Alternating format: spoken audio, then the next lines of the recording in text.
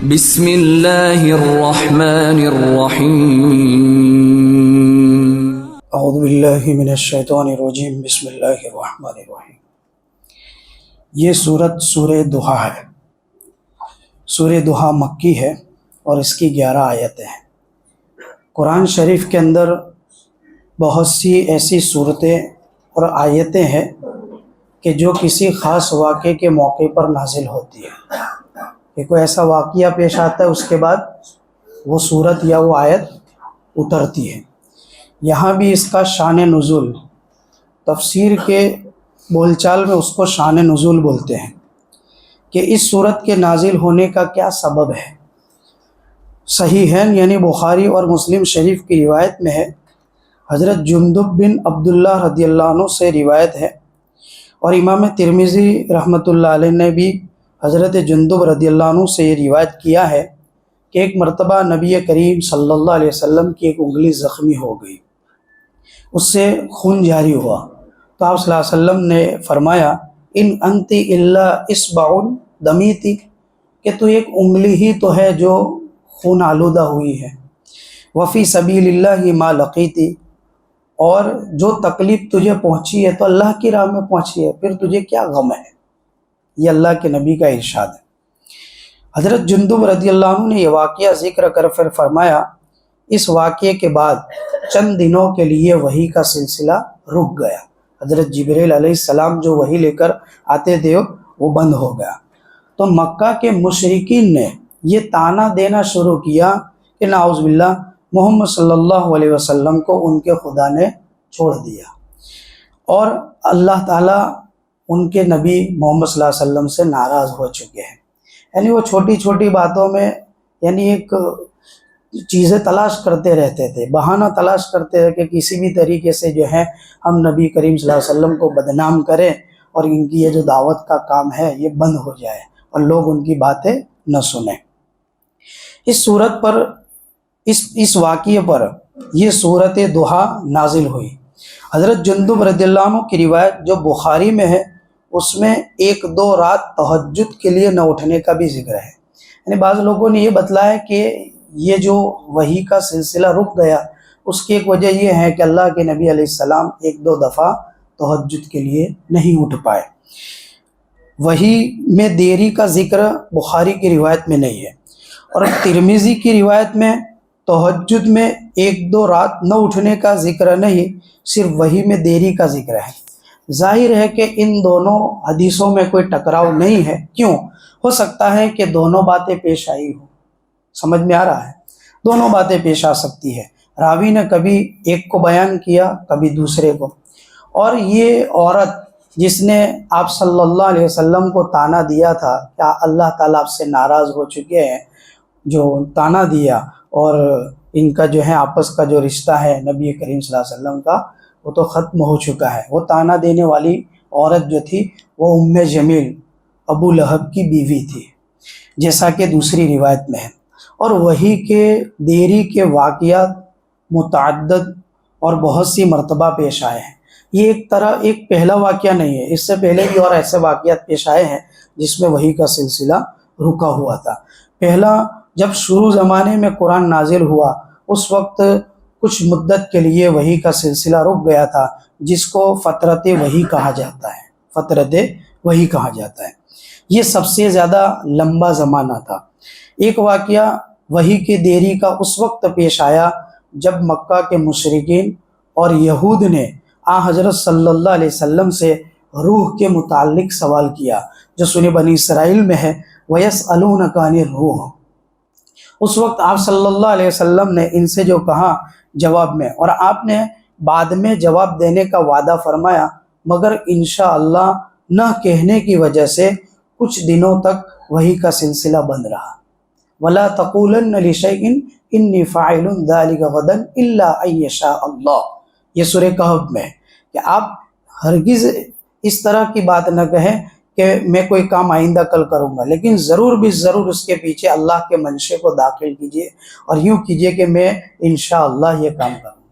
تو ہم کو بھی اس میں جو ہے ایک سبق ملتا ہے کہ ہم بھی کوئی کام کریں تو سب سے پہلے انشاءاللہ بولیں۔ تیسرا جو ہے یہ وحی کا سلسلہ جو رکا رہا، یہ سورہ ضحیٰ کے نازل ہونے کا سبب ہے۔ تو یہ واقعہ جو ہے اس طرح پیش آیا، اور اس کے بعد سورہ ضحیٰ آپ صلی اللہ علیہ وسلم کے اطمینان کے لیے نازل ہوئی۔ کیا اطمینان دلا رہے ہیں وہ ہم سنتے ہیں۔ بسم اللہ الرحمن الرحیم۔ والضحیٰ، قسم ہے دین کی روشنی کی۔ ضحیٰ کہتے ہیں دین کی روشنی کو۔ اللہ تعالیٰ دین کی روشنی کی قسم کھا کر اپنے نبی کو اور اپنے محبوب کو کیا کہہ رہے؟ اطمینان دلا رہے ہیں۔ واللیل اذا سجا، اور رات کی جب کہ وہ قرار پکڑ لے۔ اللہ تعالیٰ رات کی بھی قسم کھا رہے ہیں، دین کی بھی قسم کھا رہے ہیں۔ اور رات کے قرار پکڑنے کے دو معنی ہو سکتے ہیں۔ ایک معنی تو اس کا یہ ہے، حقیقی معنی کہ اندھیری کا کامل ہو جانا، کیونکہ رات میں اندھیری دھیرے دھیرے بڑھتی ہے نا، اور کچھ رات گزرنے پر مکمل ہو جاتی ہے۔ اور دوسرا اس کا ایک مجازی معنی یہ ہو سکتا ہے، یعنی جانداروں کا اس میں سو جانا۔ جاندار جتنی بھی چیزیں ہیں وہ رات میں سو جاتی ہے، اور چلنے پھرنے اور بولنے چالنے کی آوازوں کا خاموش ہو جانا۔ اس کا جواب سورہ نبا کے اندر تفصیل کے ساتھ اللہ تبارک و تعالیٰ نے دیا ہے، میں آپ کو سنانا چاہتا ہوں۔ وَجَعَلْنَا اللَّيْلَ لِبَاسًا، اور یعنی ہم نے رات کو چھپانے کی چیز بنا دیا۔ اشارہ اس طرف ہے کہ انسان کو فطرتاً نیند اس وقت آتی ہے جب روشنی زیادہ نہ ہو، جب روشنی زیادہ نہ ہو، ہر طرف سکون ہو، شور شغب نہ ہو۔ حق تعالیٰ نے رات کو لباس یعنی اوڑھنے اور چھپانے کی چیز فرما کر اشارہ کر دیا کہ قدرت نے تمہیں صرف نیند کی کیفیت ہی عطا نہیں فرمائی، بلکہ سارے عالم میں ایسے حالات پیدا کر دیے جو نیند کے لیے سازگار ہے۔ اگر پوری دنیا کے اندر سب کا الگ الگ وقت سونے کا ہوتا تو کوئی سو نہ پاتا۔ اول رات کی تاریکی، دوسرے پورے عالم انسان اور جانور سب پر بیک وقت نیند کا مسلط ہونا۔ جب بھی سو جائیں گے تو پورے عالم میں سکون ہوگا، ورنہ دوسرے کاموں کی طرح اگر نیند کے اوقات بھی مختلف لوگوں کے مختلف ہوا کرتے تو کسی کو بھی نیند کے وقت سکون میسر نہ ہوتا۔ پھر اللہ نے آگے ارشاد فرمایا وَجَعَلْنَا النَّهَارَ مَعَاشًا، کہ ہم نے دین کو کمائی کے لیے بنایا۔ اب دیکھو اللہ کیا فرماتے ہیں، انسان کی راحت اور سکون کے لیے یہ بھی ضروری ہے کہ اس کو غذا وغیرہ کی ضروریات ملے، ورنہ نیند موت ہو جائے گی۔ اگر ہر وقت رات ہی رہتی اور آدمی سوتا ہی رہتا تو یہ چیزیں کیسے حاصل ہوتی؟ ان کے لیے جد و جہد اور محنت اور دوڑ دھوپ کی ضرورت ہے، جو روشنی میں ہو سکتی ہے۔ اس لیے فرمایا کہ تمہاری راحت کو مکمل کرنے کے لیے ہم نے صرف رات اور اس کی تاریکی ہی نہیں بنائی، بلکہ ایک روشن دن بھی دیا جس میں تم کاروبار کر کے اپنی معاشی ضروریات حاصل کر سکو۔ فتبارک اللہ احسن الخالقین۔ اس کے بعد انسان کی راحت کے اس سامان کا ذکر فرمایا ہے۔ تو اللہ نے دونوں چیزیں، آگے اللہ تعالیٰ نبی کریم صلی اللہ علیہ وسلم کو دلاسا دے رہے ہیں، ما ودعک ربک وما قلی۔ اللہ تعالیٰ کیا فرماتے ہیں، آپ کے پروردگار نے نہ آپ کو چھوڑا اور نہ آپ سے بیزار ہوا۔ ودعا کا معنی چھوڑنا، اللہ تعالیٰ نے آپ کو چھوڑا نہیں ہے، قلا، اور نہ آپ سے بیزار ہوئے ہیں، کیونکہ اول تو آپ سے کوئی ایسی بات ہی پیش نہیں آئی کہ جس کی وجہ سے اللہ تعالیٰ آپ کو چھوڑ دے، اللہ آپ سے ناراض ہو جائے۔ دوسرے، حضرات انبیاء علیہم السلام کو اللہ تعالیٰ نے اس سے محفوظ اور معصوم بنایا ہے کہ کبھی اللہ ان سے ناراض نہیں ہوتا، اور اسی طریقے سے اللہ تعالیٰ کبھی ان کو چھوڑتا بھی نہیں ہے۔ بس آپ کفار کے خرافات اور لغویات سے غمزدہ نہ ہوجیے۔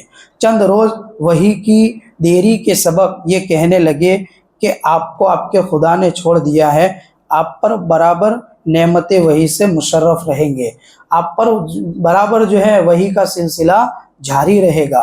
پھر آگے اللہ تعالیٰ فرماتے ہیں وَلَلْآخِرَةُ خَيْرٌ لَكَ مِنَ الْأُولَىٰ، اور البتہ آپ کے لیے جو ہے دنیا کے مقابلے میں اور دنیا سے بہتر آپ کے لیے آخرت ہے۔ اللہ تعالیٰ جو ہے نبی کریم صلی اللہ علیہ وسلم کو فرما رہے ہیں، پس وہاں آپ کو اس سے زیادہ نعمتیں ملے گی۔ آخرت میں جو نعمتیں ملے گی وہ تو دنیا کے مقابلے میں بدرجہ اولا بہت زیادہ ہے۔ اس آیت کا خلاصہ یہ ہے کہ یہاں آخرت کو اپنے معروف معنی میں اور اس کے بالمقابل اولا کو دنیا کے معنی میں لیا جائے تو خلاصہ تفسیر یہ ہے کہ یہ کفار اور مشرکین جو تانے آپ کو دے رہے ہیں، یہ دنیا میں تو دیکھ ہی لیں گے کہ وہ سراسر لغو اور غلط تھے۔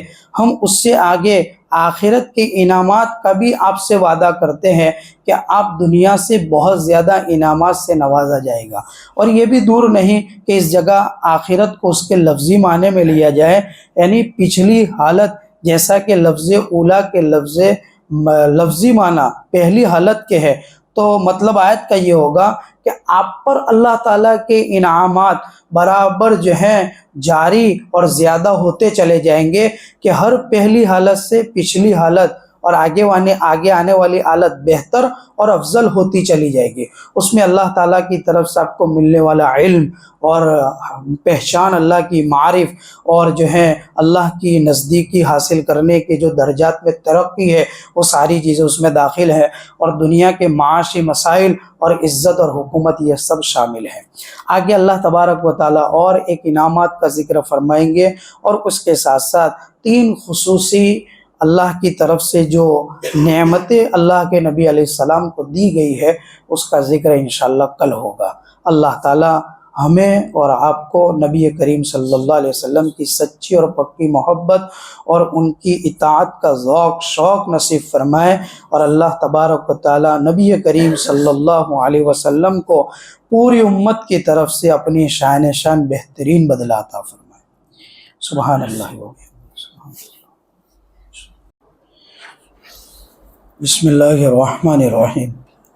یہ سورہ ضحیٰ ہے۔ کل اس کا شان نزول بتلایا تھا کہ آخر یہ سورت کیسے نازل ہوئی، اور اس کے بعد اللہ کے نبی علیہ السلام کو دلاسا دلایا گیا کہ جو مکہ کے کافر آپ صلی اللہ علیہ وسلم کو کہتے تھے کہ اللہ آپ سے ناراض ہو گئے اور آپ سے ان کا تعلق ختم ہو چکا ہے۔ آگے اللہ کے نبی علیہ السلام کے اوپر اللہ کی 3 نعمتیں جو ہوگی اس کا ذکر ہے۔ اس میں سب سے پہلی نعمت یہ ہے، اللہ تعالیٰ فرماتے ہیں وَلَسَوْفَ يُعْطِيكَ رَبُّكَ فَتَرْضَى، اور آگے دے گا، یعطی کے معنی دینا، اور آگے دے گا تجھ کو ربُّكَ تیرا رب، فَتَرْضَى پس تو راضی ہو جائے گا۔ اور ان قریب اللہ تعالیٰ آپ کو آخرت میں بکثرت نعمتیں دے گا، سو آپ ان کے عطا کرنے سے اور ان کے عطا ہونے سے خوش ہو جائیں گے۔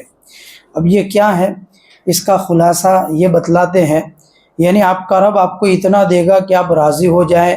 اس میں حق تعالیٰ نے یہ متعین کر کے نہیں بتلایا کہ کیا دیں گے، اس میں اشارہ عموم کی طرف ہے کہ آپ کی ہر پسندیدہ چیز آپ کو اتنی دیں گے کہ آپ راضی ہو جائیں۔ آپ کی مرغوب اور پسندیدہ چیزوں میں دین اسلام کی ترقی، دین اسلام کا عام طور پر دنیا میں پھیلنا، پھر امت کی ہر ضرورت، اور خود آپ کا دشمنوں پر غالب آنا، اور دشمنوں کے ملک میں اللہ کا کلمہ بلند کرنا اور دین حق پھیلانا سب داخل ہے۔ یہ آیت اتری، اس کے بعد اللہ کے نبی علیہ السلام نے امت کے بارے میں کتنا سوچا وہ ہم سنتے ہیں۔ حدیث پاک میں ہے کہ جب یہ آیت نازل ہوئی تو رسول اللہ صلی اللہ علیہ وسلم نے فرمایا اِذَا اللَّهُ أَرْضَى وَوَاحِدٌ مِّنْ أُمَّتِي فِي النَّارِ، یعنی جب یہ بات ہے تو میں اس وقت تک راضی نہ ہوں گا جب تک میری امت میں سے ایک آدمی بھی جہنم میں رہے گا۔ اللہ کے نبی کو اس امت کی کتنے فکریں ہیں، لیکن آج امت کا حال دیکھیں کہ امت اللہ کے نبی علیہ السلام کی کتنی پیروی اور اطاعت کر رہے ہیں۔ حضرت علی کرم اللہ وجہہ کی روایت ہے کہ رسول اللہ صلی اللہ علیہ وسلم نے فرمایا اللہ تعالیٰ میری امت کے بارے میں میری شفاعت قبول فرمائیں گے، یہاں تک کہ حق تعالیٰ فرما دیں گے رضیت یا محمد، اے محمد اب بھی آپ راضی ہیں؟ تو میں عرض کروں گا یا ربی رضیتو، اے میرے پروردگار میں راضی ہوں۔ اور صحیح مسلم میں حضرت عمرو بن عاص رضی اللہ عنہ کی روایت ہے کہ ایک روز رسول اللہ صلی اللہ علیہ وسلم نے وہ آیت تلاوت فرمائی جو حضرت ابراہیم علیہ السلام کے متعلق ہے، فَمَن تَبِعَنِي فَإِنَّهُ مِنِّي، جو میری اتباع کرے یعنی میرا کہا مانے وہ مجھ سے ہے، وَمَنْ عَصَانِي، اور جو میری نافرمانی کرے فَإِنَّكَ غَفُورٌ رَحِيمٌ، تو بے شک اے رب آپ بخشنے والے رحم کرنے والے، وہ آپ کے ہاتھ میں ہے۔ फिर आगे दूसरी आयत तिलावत फरमाई जिसमें हज़रत ईसा अलैहिस्सलाम का कौल है, इन तुअज़्ज़िबहुम फ़इन्नहुम इबादुक, अगर तुम मेरी कौम के लोगों को अजाब दे तो बस वो आपके बंदे हैं। हज़रत ईसा अलैहिस्सलाम ने कहा। फिर हम सुनते हैं हमारे आका क्या फरमाए। फिर आप सल्लल्लाहु अलैहि वसल्लम ने दुआ के लिए दोनों हाथ उठाए और गिरिया जारी यानी रोना शुरू किया और बार बार फरमाते थे, अल्लाहुम्मा उम्मती उम्मती, ए मेरे रब मेरी उम्मत का क्या होगा। हक़ ताला ने जिब्राइल अमीन को भेजा कि आपसे दरियाफ्त करें कि आप क्यों रोते हैं, और ये भी फरमाया कि अगरचे हमें सब मालूम है। जिब्राइल अमीन आए और सवाल किया। आप सल्लल्लाहु अलैहि वसल्लम ने फरमाया, मैं अपनी उम्मत की मग़फ़िरत चाहता हूँ। हक़ ताला ने जिब्राइल अमीन से फरमाया कि फिर जाओ और कह दो कि अल्लाह ताला आपसे फरमाते हैं कि हम आपको आपकी उम्मत के बारे में राज़ी कर देंगे और आपको गमगीन नहीं करेंगे। सुभान अल्लाह। लेकिन अब उम्मत का हाल देखे कि उम्मत अल्लाह के नबी अलैहिस्सलाम के बताए हुए तरीके और उनके लाए हुए दीन को कितना फॉलो कर रहे हैं। हम तो सिर्फ रमज़ान के ऐसे बैठे, रमज़ान के बाद तो ऐसे बिखर जाएंगे, फिर आइंदा रमज़ान का हम सोचेंगे कि फिर आइंदा रमज़ान आएंगे तो फिर हम मुसलमान हो जाएंगे और फिर हम जो है 5 वक्त के नमाजी हो जाएंगे, सुन्नतों की पाबंदी करने वाले बन जाएंगे, हलाल इख्तियार करेंगे, हराम से बचेंगे। और रमज़ान के बाद 11 महीने हम कोई हलाल हराम नहीं देखते, नमाज़ों के बारे में कोई परवाह नहीं, वही हमारी बेढंगी रफ्तार कि भाई जुमा से जुमा 2 रकात पढ़ने की। ऐसे मोमिन की अल्लाह को कहाँ ज़रूरत है? नहीं है। अल्लाह ताला हमें सही मानों में पक्का और सच्चा मुसलमान बनाए। आगे फरमाते, अलम यजिदका यतीमन फ़आवा, क्या आपको नहीं पाया यतीम फिर जगह दी। यानी अल्लाह तबारक व ताला नबी करीम सल्लल्लाहु अलैहि वसल्लम की इसने अल्लाह की तरफ से जो इनको नेमत मिली उसका ज़िक्र फरमा रहे हैं। उसमें पहली नेमत ये बताते हैं कि हमने तो आपको यतीम पाया, फिर हमने आपको पनाह दी, जगह दी। उसका ज़िक्र ये फरमा रहे हैं कि हमने आपको यतीम पाया कि वालिद का इंतकाल विलादत से पहले ही हो चुका था और उन्होंने कोई माल जायदाद भी नहीं छोड़ी थी जिसकी वजह से आपकी परवरिश हो सके, तो हमने आपका ठिकाना बना दिया। यानी आपके दादा अब्दुल मुत्तलिब और उनके बाद चचा अबू तालिब के दिलों में आपकी ऐसी मोहब्बत डाल दी कि सुल्बी औलाद से ज़्यादा आपकी तरबियत में कोशिश कर देते हैं। ये इसका मतलब है। फिर आगे फरमाया, ववजदका दौलन फहदा, और पाया तुझको भटकता। दौलन का यहाँ एक तो गुमराही का लफ्ज़ आता है, दूसरा भी मतलब आता है, मैं आगे बयान करता हूँ। हदा के माना हिदायत देना, बस हमने आपको राह समझाए। यहाँ क्या फरमाते हैं? यहाँ ये फरमाते हैं कि लफ्ज़ दाल के माना गुमराही के भी आते हैं और नावाकिफ़ और बेखबर के भी आते हैं। यहाँ क्या माना मुराद है? या दूसरे ही माना मुराद हो सकते हैं कि नबूवत से पहले आप सल्लल्लाहु अलैहि वसल्लम अल्लाह की शरीयत के अहकाम और उलूम से बेखबर थे, आपको मनसब नबूवत पर फाइज करके आपकी रहनुमाई फरमाई। ये दूसरा इनाम। तीसरा इनाम क्या है?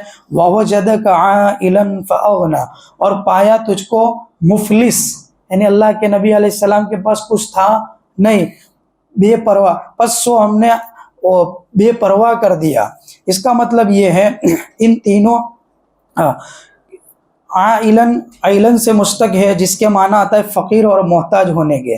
माना आयत के ये हुए कि आपको अल्लाह ताला ने नादार और बेज़र पाया तो आपको गनी और मालदार कर दिया, जिसकी शुरुआत हज़रत खदीजा कुबरा और हम सब की माँ हज़रत खदीजा रदियल्लाहु अन्हा के माल में बतौर शिरकत मुजारबत के तिजारत करने से हुई।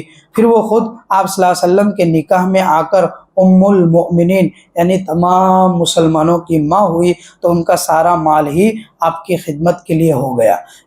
यहाँ मैं आपको एक चीज़ ये भी बतला दूँ, शिरकत मुजारबत ये एक बोलचाल है शरीयत की, जिसका मतलब ये होता है एक आदमी की मूड़ी और दूसरे की मेहनत। दो पार्टनरशिप करते हैं ना, तो एक आदमी की मूड़ी हो और दूसरे की क्या हो? मेहनत हो, तो इन दोनों में फ़ीसद के हिसाब से नफ़ा नुकसान में शरीक होना। बहुत से लोग क्या करते हैं? पार्टनरशिप करते हैं कि एक माल देता है, दूसरा मेहनत करता है, तो कि भाई वो तारा नुकसान में कोई शरीक नहीं, नफ़ा में शरीक। तो वो जो खाली होता है कि नफ़ा में शरीक, शरीयत में ऐसे जायज़ نہیں ہے. دو پارٹنر جب آپس میں کوئی پارٹنرشپ کے ساتھ کاروبار کریں گے تو فیصد کے حساب سے جو ہے نفع ہوگا. فیصد کا مطلب کہ جو ہماری نفع ہوگا پورے مہینے کا منتھلی، اس میں سے 20% میرے 80 تمہارے، مثال کے طور پر، یا کچھ بھی طے کرے. فکس نہیں ہو سکتا کہ ہر مہینے 5000 تارے منے آپ دیوانا. یہ جو نفع ہم سیٹ کرتے ہیں وہ حرام ہے، وہ جائز نہیں ہے. اور دونوں پارٹنر جیسے نفع میں شریک ایسے نقصان میں بھی شریک ہوں گے تو ہی پارٹنرشپ شریعت کے حساب سے درست ہوگی. تو اللہ کے نبی علیہ السلام نے ماں خدیجۃ الکبریٰ رضی اللہ عنہا کے ساتھ شروع میں ایسے پارٹنرشپ کے ساتھ دندہ کر کے ملک شام جایا کرتے. یہ 3 خصلتیں بیان کرنے کے بعد ہم سب کے لیے عبرت کی چیز جو آگے آ رہی ہے وہ بہت اچھی ہے. فرماتے اللہ تعالیٰ فَأَمَّا الْيَتِيمَ فَلَا تَقْهَرْ، سو جو یتیم ہو اس کو مت دبا. یہاں اللہ تبارک و تعالیٰ ان 3 نعمتوں کا ذکر کرنے کے بعد آپ کو 3 چیزوں کا حکم دیا گیا. تقہر یعنی قہر کے معنی غلبے اور جبری تسلط کے ہیں. مراد یہ ہے کہ آپ کسی یتیم کو ضعیف اور بے وارث سمجھ کر اس کے اموال اور حقوق پر اس طرح مسلط نہ ہو کہ اس کا حق ضائع ہو جائے. شروع زمانے کے اندر یہی تھا. وَآتُوا الْمَالَ، سورہ نساء کی آیت ہے، میرے ذہن میں نہیں آ رہی وہ آیت. اس آیت کے اندر اللہ تعالیٰ نے یہ فرمایا کہ اس زمانے کے اندر کیا ہے، لوگوں کا انتقال ہو جاتا تو چچا وغیرہ جو ہوتے تھے وہ چھوٹے چھوٹے بچوں کے لیے جو جانور وغیرہ چھوڑ کر جاتے تھے تو ان کا اچھا مال اپنے میں لے لیتے، اور ان کا جو کمزور مال ہوتا تھا جانوروں کی شکل میں وہ یتیموں کے نام کر دیتے تھے.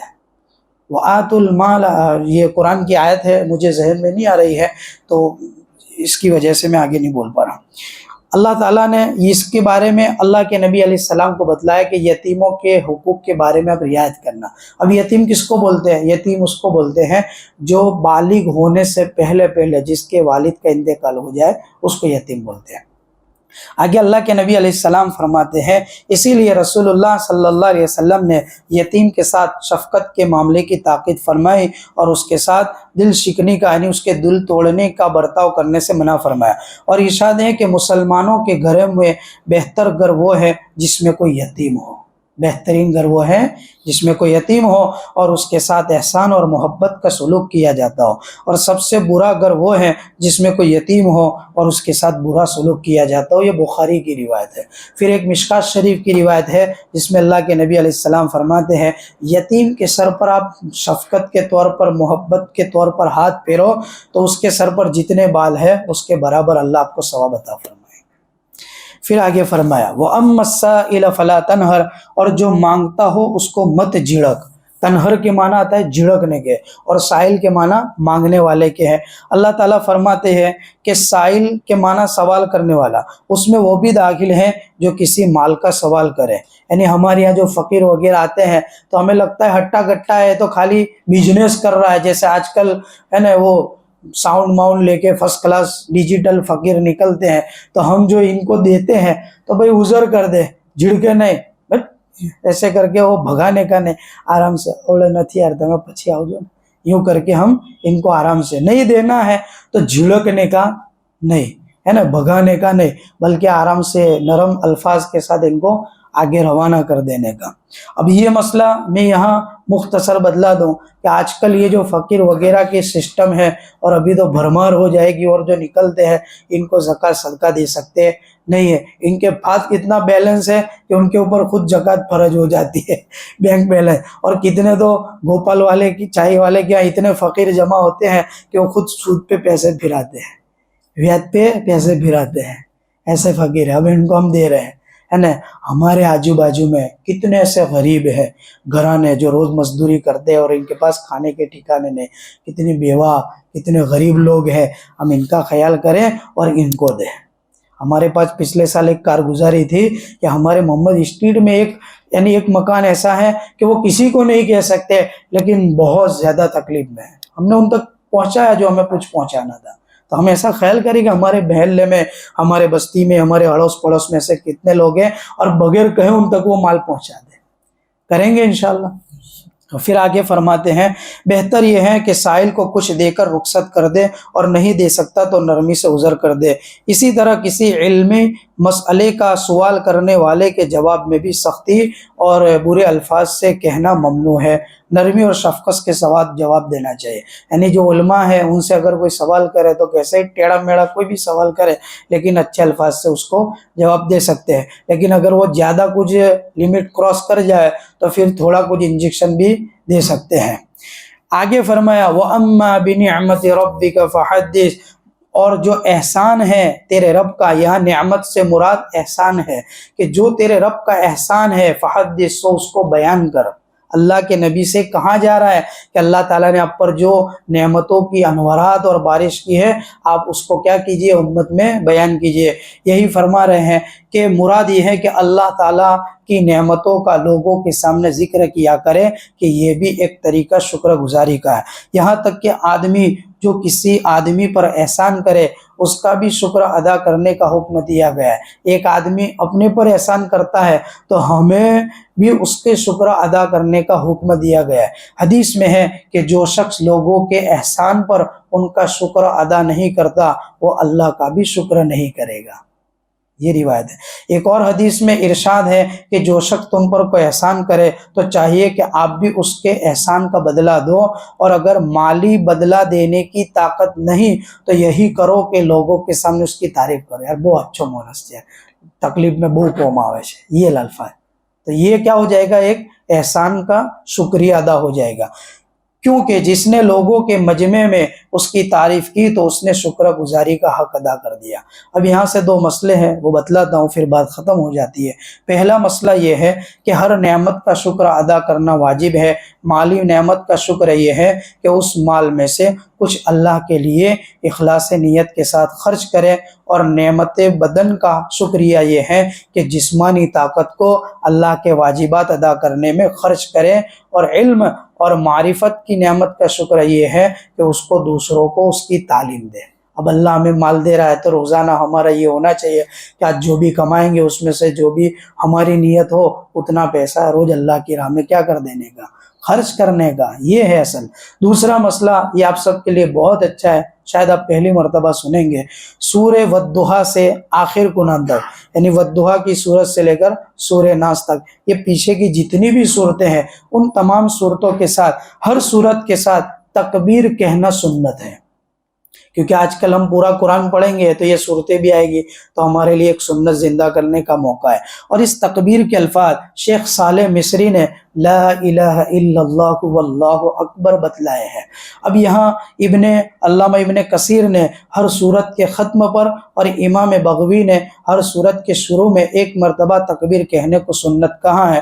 دونوں میں سے جو صورت بھی اختیار کرے سنت ادا ہو جائے گی۔ میں کہتا ہوں شروع میں پڑھنا چاہیے، جیسے میں سورہ والضحیٰ شروع کروں تو پہلے پڑھیں گے لا الہ الا اللہ واللہ اکبر، بسم اللہ الرحمن الرحیم والضحیٰ واللیل اذا سجا، پھر اس کے نیچے کی صورت آئی تو واپس لا الہ الا اللہ واللہ اکبر، بسم اللہ الرحمن الرحیم الم نشرح لک صدرک، تو یہ سنت زندہ ہوگی، تو اس کے الفاظ یاد ہو جائیں گے۔ پڑھیے میرے سے لا الہ الا اللہ واللہ اکبر، تو ایک نئی سنت زندہ ہوئی نا، اور معلوم بھی ہوئی نے کہ قرآن کی تلاوت میں سورہ والضحیٰ سے سورہ ناس تک پڑھے تو اس کے شروع میں یا آخر میں اس طرح کی تکبیر کہنا یہ بھی سنت ہے۔ اللہ تعالی ہم تمام کی جانب سے اور پوری امت کی جانب سے ہمارے آقا حضرت محمد رسول اللہ صلی اللہ علیہ وسلم کو بہترین بدلہ عطا فرمائے، اور اللہ تعالیٰ اس درس قرآن میں جتنی بھی باتیں سنے شکر کی اور سائل کے متعلق، یتیم کے متعلق، اور اسی طریقے سے قرآن کی ان صورتوں کے متعلق اللہ تعالیٰ ہمیں اس پر عمل کی توفیق عطا فرمائے۔ سبحان اللہ۔